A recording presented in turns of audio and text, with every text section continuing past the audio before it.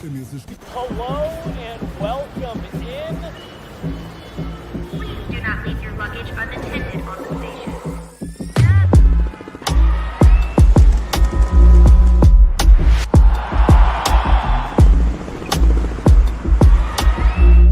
Welcome to the show. Welcome back in second intermission. Avs Canucks.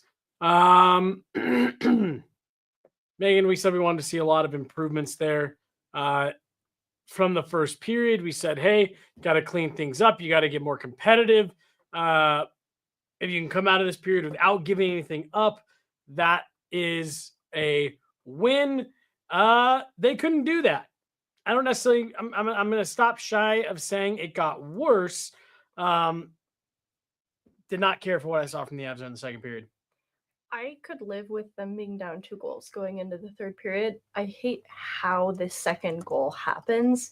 There are things I like that I think they improved upon in the opening 10 minutes of the second period, and things just fell apart in the final 10. Fell apart is a bit dramatic, but the penalties put them in a little bit of a tough spot, but they withstood it. And I look at the caliber of the penalty to 2 D-zone penalties, just guys trying to defend.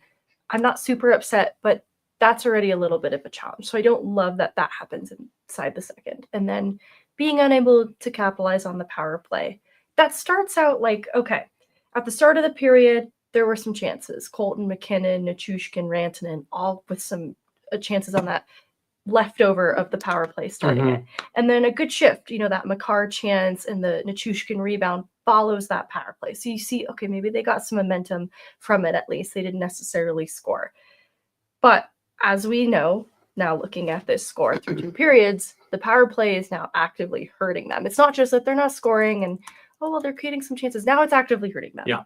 And that's why I don't love this score. There's still a lot of period left, and the Avs were doing things like shooting more. So that's one thing I look to and say, okay, there have been some improvements, but they're still making mistakes, unforced mistakes. Yep. 8 giveaways in this period. So though I like what they're doing in terms of creation, they're still hurting themselves. Look, we talk about it all the time, Megan, that you're not going to ever hear me say these guys don't care. They're not trying, things like that. I'm not going to say any of those things, but you got to dig deeper on this. The Vancouver Canucks, well documented. They are not feeling well either. There's a flu bug going around that room too. You are beating yourself in this game.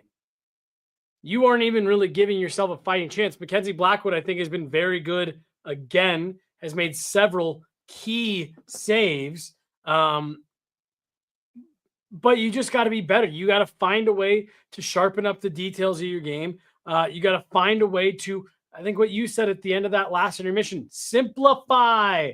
Win some battles, get back to the front of the net, things like that. Right away at the start of that period, we see Cale Makar get the rush on the power play coming down the left wall, cuts in, gets a shot. Val Nichushkin comes in right behind and picks up a rebound, almost gets one by Thatcher Demko, a nice save, but make them work for some of that. Right now, to me, it's just way too easy, way too much that they're just laying down and giving the Vancouver Canucks. I think, at 5v5, I look at, not actually exclusively 5v5, because I'm thinking of the shorthanded opportunity created by Parker Kelly, Logan O'Connor on the kill. Yep. And I'm looking at the hard work that creates that opportunity for them. A little bit of a unique situation there. But the other one, the Felleber-Wagner net front chance, Ivan was in the mix too, putting pucks on net to make that possible.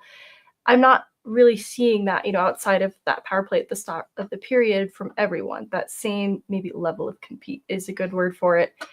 And not winning battles is costing them valuable time that they could be spending trying to create more meaningful offense, because they are creating more than they did in the first period, which is good, but they're not forcing Thatcher Demko to make the most challenging saves possible. Mm-hmm. They come out of the period, up in the high danger chances from before, but in all situations, it's still really close with what Vancouver is doing right now. So to your point, they're going to have to bring more than what we've seen so far if they want a chance. And I think the frustrating part is they can win this game. I know I was very neutral in the pregame and saying, well, they can win it. I don't know that I'll go as far to say that they should.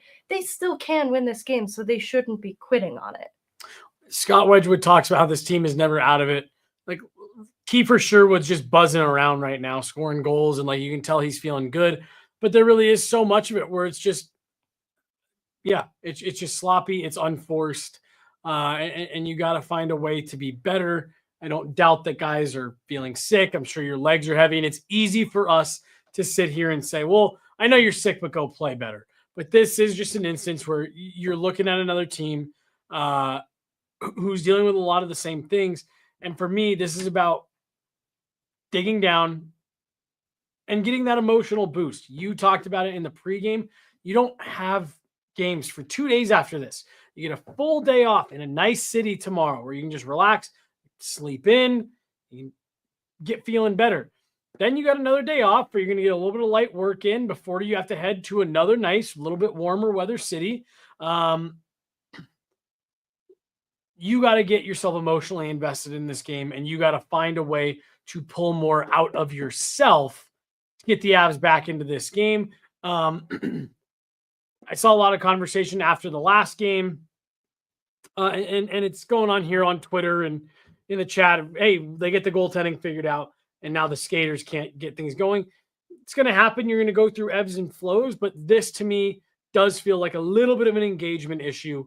And like I said, you just got to dig a little bit deeper. In looking at natural stat trick through the periods, line by line, the Corsi 4 events for the second line, the Casey Middle stat line, are the same as the Ivan, Chris Wagner, and Ty Felber line. And I think that's unacceptable. I think that speaks to the hard work that I kind of alluded to with that Ivan line, creating some opportunities that helps to support that metric at 5v5, but it gives you more wanting, and there's a lot left more to give from the top six on the whole, because there's only one more Corsi 4 event for the top line. It's 7, 6, and 6. And so that's where you can expect a little more. Who's leading the team in shots right now? Your gut instinct would say it's Nate, but I'm assuming that it's someone that you like, Ivan or something. It's like Sam that. Malinsky. I swear to God, Megan, I swear that was going to be my and guess. That's specifically on net. There are some more texts that have been blocked, and so that's where I'm like, okay, the intent behind the creation is there, but it's almost like you can't cheat the game, and the game can tell when if your effort's not there. It's like, you threw a puck toward the net, but there's a reason it was stopped, because that wasn't the best shot selection possible. So like, it's going to register as an attempt blocked, but they're not all created equally. Well, because you hear me say all the time, like, you make your own bounces when things go against. You could even argue that the Kiefer Sherwood shorthanded goal. How many times you see Nathan MacKinnon chip that puck over the defender's stick, land it right on Mikko Rantanen, they get a zone entry, and they're off. Well, this time it chips off Kiefer Sherwood's stick. He makes a nice play and breaks the other way. That's another example of what you're talking about. You can't cheat the game. I love the way that you just put that. The game knows when you're trying to take shortcuts, and it punishes you for that. Let's talk a little bit about please don't say Kiefer Sherwood again. No, Mackenzie Blackwood, because I do think that he has been really solid in this game. He's come up with a number of saves. He gives up the first one where he makes the initial stop, can't really find it. Kiefer Sherwood punches it in the paint. Second was a shorthanded breakaway. Nice shot, nice move, backhand, forehand. I don't really put either of those on him. To me, again, this has been another instance, Megan, where, to your point, the Avs have a chance to get back in this game because Mackenzie Blackwood has been very good again.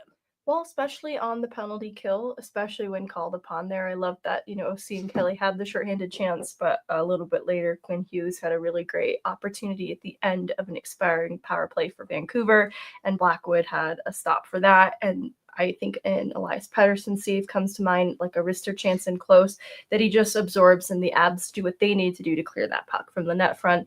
And that all starts, though, with Mackenzie Blackwood absorbing pucks and seeing pucks. And that's where he's giving them a chance. It's not, the superhero effort that I'm still waiting for someone in this game to step up, but he's doing exactly what is needed of him as a starting goaltender to give them a chance. Let's talk about the zone entry thing, because I do think the comment that's on the screen here is a popular topic of discussion. The zone entries need to change. They need to freshen it up. And I do see a lot of people saying to take the puck off of Nathan MacKinnon's stick. And I get why that would be the suggestion, because that's what the Avs have historically gone with.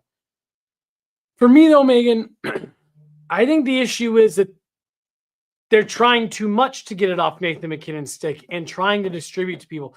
Nathan MacKinnon is a one-man zone entry. Put the puck on his stick and let him go. That's been my number one complaint this year, is I feel like there has actually been too much deferring from Nathan MacKinnon to others, whether it be when they're hitting the blue line or even in the neutral zone and trying to let other guys hit that, you bring the puck in. I don't know if it's something that they are picking up on and that teams are really trying to key in on that, on the Nathan MacKinnon hitting the line with speed, but I just don't know why you'd move away from that when it just works.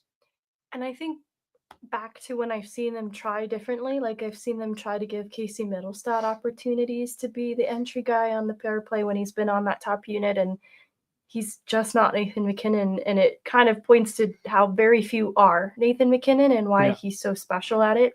The other thing too is what normally works for them for entries on the power play is this kind of Nate skates it in a little bit and maybe chips it in deep, and they have to chase it, and they don't have their legs under them to do that right now. So I do think that that's partly why we're seeing maybe especially a lack of success tonight.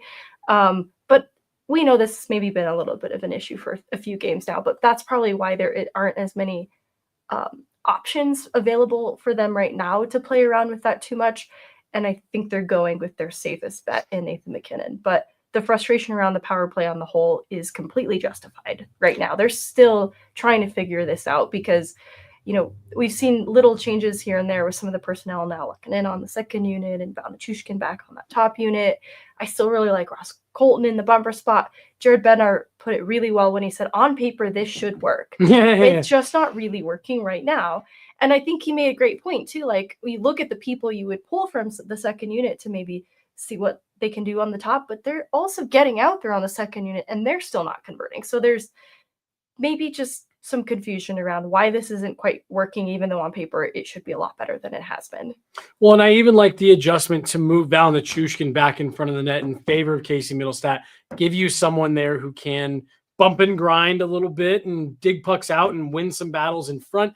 This Avs team is at their best, especially the top half of their lineup, when that puck is working around the outside and they're getting lanes and they're generating, they popularize that kind of high cycle, right? Instead of cycling below the goal line, they bring that puck out high, they move it out high, they generate lanes to the net, and they generate shooting opportunities that either are going in the net from some of your elite shooters, or you're giving yourself an opportunity for guys like Val Nichushkin, Arturi Lehkonen, Casey Middlestat, Ross Colton to go to work down low on rebounds. And to me, it's when they stray away from that you really start to see the issues crop up. And I think that's what it is right now. To me, it's overpassing. It's looking for one extra little pass that's going to lead to the easy, clean shot.